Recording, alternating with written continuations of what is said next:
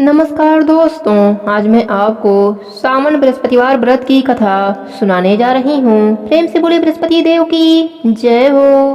किसी गांव में एक साहूकार रहता था, जिसके घर में अन्य वस्त्र और धन किसी की कोई कमी नहीं थी, परंतु उसकी स्त्री बहुत ही कृपाण थी, किसी भिक्षार्थी को कुछ भी नहीं देती, सारे दिन घर के कामकाज में लगी रहती।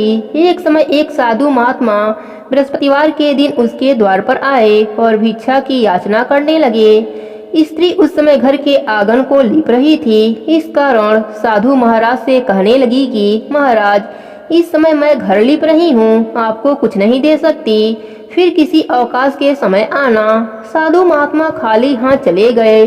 कुछ दिन के पश्चात वही साधु महाराज आए, उसी तरह भिक्षा मांगने लगे। साहूकारनी उस समय लड़के को खिला रही थी, कहने लगी, महाराज मैं क्या करूं, अवकाश नहीं है, इसलिए आपको भिक्षा नहीं दे सकती।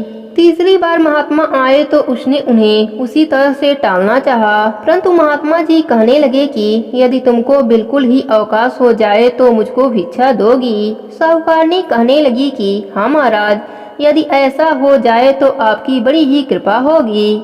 साधु महात्मा जी कहने लगे कि अच्छा, मैं एक उपाय बताता हूँ। तुम बृहस्पतिवार को दिन चढ़ने पर उठो और सारे घर में झाड़ू लगाकर कूड़ा एक कोने में जमा करके रख दो। घर में चौका इत्यादि मत लगाओ। फिर स्नान आदि करके घर वालों से कह दो उस दिन सब हजामत अवश्य बनवाएं। रसोई बनाकर चूल्हे के पीछे रखा करो, सामने कभी न रखो। सायंकाल को अंधेरा होने के बाद दीपक जलाया करो तथा बृहस्पतिवार को पीले वस्त्र मत धारण करो, न पीले रंग की चीजों का भोजन करो। यदि ऐसा करोगी तो तुमको घर का कोई काम नहीं करना पड़ेगा। साहूकारनी ने ऐसा ही किया। बृहस्पतिवार को दिन चढ़े उठी, झाड़ू लगाकर कूड़े को घर में जमा कर दिया।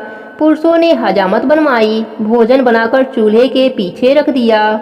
वह सब बृहस्पतिवारों को ऐसा ही करती रही। अब कुछ काल बाद उसके घर में खाने को दाना न रहा। थोड़े दिनों में महात्मा फिर आए और भिक्षा मांगने लगे, परंतु सेठानी ने कहा, महाराज मेरे घर में खाने को अन्न नहीं है, आपको क्या दे सकती हूँ।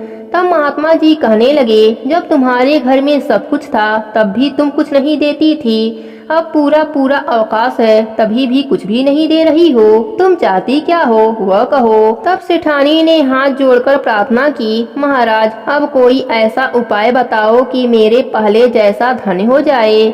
अब मैं प्रतिज्ञा करती हूँ कि अश्वमेध जैसा आप कहेंगे वैसा ही करूँगी। तब महात्मा जी ने कहा, बृहस्पतिवार को प्रातः काल उठकर स्नान आदि से निवृत्त होकर विष्णु भगवान की पूजा करो। घर के पुरुष हजामत न बनवाए, भूखे को अन्न जल देती रहो। ठीक सायंकाल दीपक जलाओ। यदि ऐसा करोगी तो तुम्हारी सब मनोकामनाएं भगवान बृहस्पति देव जी की कृपा से पूर्ण हो जाएगी। सेठानी ने ऐसा ही किया। उसके घर में धन्य धान वैसा ही हो गया जैसा कि पहले था। इस प्रकार भगवान बृहस्पति जी की कृपा से अनेक प्रकार के सुख भोग कर दीर्घ काल तक जीवित रही। हे बृहस्पति देव, जैसे आपने सेठानी पर कृपा करी वैसे ही अपने सभी भक्तों पर अपनी कृपा बनाए रखना। प्रेम से बोले बृहस्पति देव की जय हो।